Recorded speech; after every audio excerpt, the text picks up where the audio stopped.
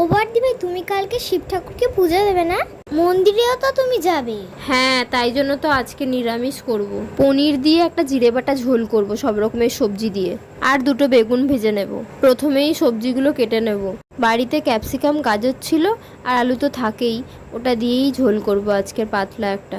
জিরে আর আদা বেটে একটা পাতলা ঝোল করব।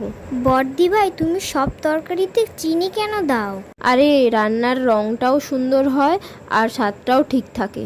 পনিরটা না আমি ভাজতেই ভুলে গেছিলাম, তাই জন্য বুদ্ধি করে পনিরটা এক সাইডে হালকা করে ভেজে নিচ্ছি। দেখুন, পনিরগুলো হালকা ভাজা হয়ে গেলে তুলে নেব, আর সবজিগুলো সব দিয়ে দেবো।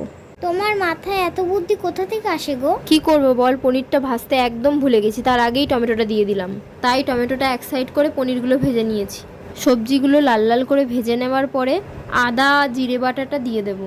তারপর এক এক করে হলুদ গুঁড়ো লঙ্কা গুঁড়ো পরিমাণ মতো দিয়ে হালকা করে কষিয়ে নেব। সবজিগুলো ভাজার সময় অবশ্যই চাপা দিয়ে দিয়ে ভাজবে, যাতে করে ওখানেই সবজিগুলো হাফ সিদ্ধ হয়ে যায়। এই দেখো সবাই, এখানে আমাদের পুচকু শুয়ে আছে। ও বর্দি ভাই, তোমার যখন পনিরটা হয়ে যাবে তখন একটু বাটিতে করে দেবে, তো আমি একটু চেখে দেখবো। আচ্ছা ঠিক আছে। ভালো করে কষানো হয়ে গেলে আমি জল দিয়ে দেবো পরিমাণ মতো, তারপর পনির দিয়ে দেবো। দেখি দেখি একটু নুনটা ঠিক আছে কিনা। এই নে দেখ তো নুনটা ঠিক আছে কিনা।